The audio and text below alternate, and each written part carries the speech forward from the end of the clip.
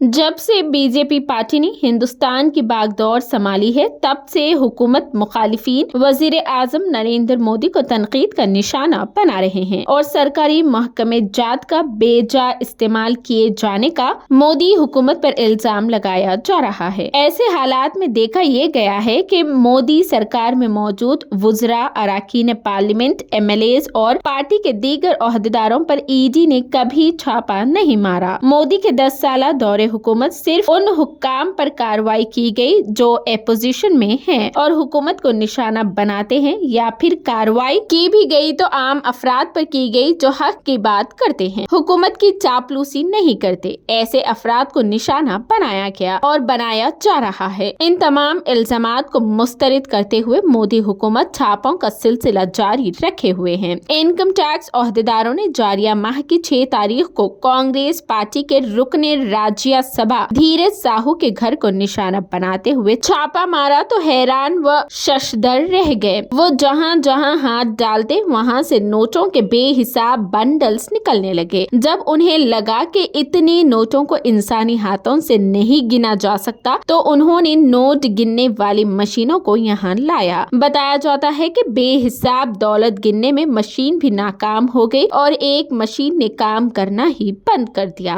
अब ये रेड जारी है। इतवार के दिन तक इस बेहिसाब रकम का तखमीना लगाया गया तो ये रकम 353 करोड़ तक पहुंच गई। अभी तक नोटों की ये गिनती जारी है और ऐसे में नए नोट्स भी बरामद होने लगे हैं। ये वाकया है ओडिशा के भुवनेश्वर का, जहां कांग्रेस पार्टी कायद धीरज साहू, जो शराब के व्यापारी है, बुध डिस्टिलरी प्राइवेट लिमिटेड नामी कंपनी में हिस्सेदार है। जब बेहिसाब रकम इनकम टैक्स ओहदेदारों के हाथ लग रही है तो वो हैरानी जाहिर कर रहे हैं। दूसरी जानिब नोट गिनने वाली मशीनों का शोर बढ़ता जा रहा है, लेकिन गिनती है कि खत्म होने का नाम नहीं ले रही है। आपको ये जानकर हैरत होगी कि IT हुक्काम ने कहा है कि कुछ अरसे तक बहुत बड़े पैमाने पर टैक्स चोरी की इत्तलात हासिल हुई थी।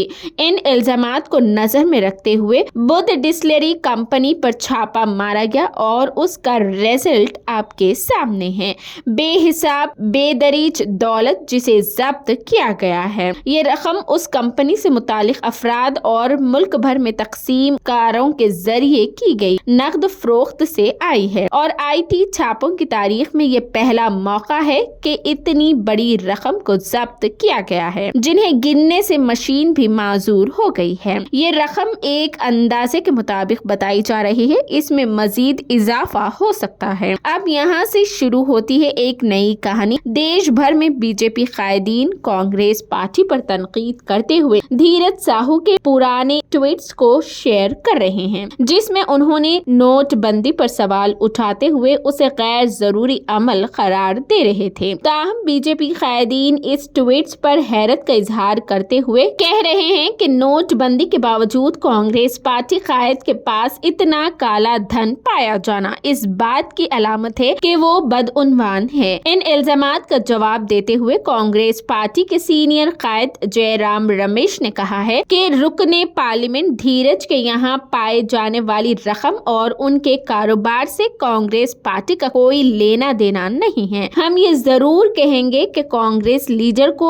इतने कारोबारी लेन देन के बारे में इनकम टैक्स हुक्काम के इल्म में लाना चाहिए था। ऐसे हालात में बीजेपी गैर जरूरी वावला मचा रही है और इस मामले पर सियासत की जाने लगी है। यहाँ कहना सिर्फ यही है कि गैर महसूब दौलत रखने वाले के खिलाफ कानूनी कार्रवाई किए जाने की जरूरत है, ताकि आइंदा कोई भी कारोबारी शख्स टैक्स चोरी करने से गुरेज करे।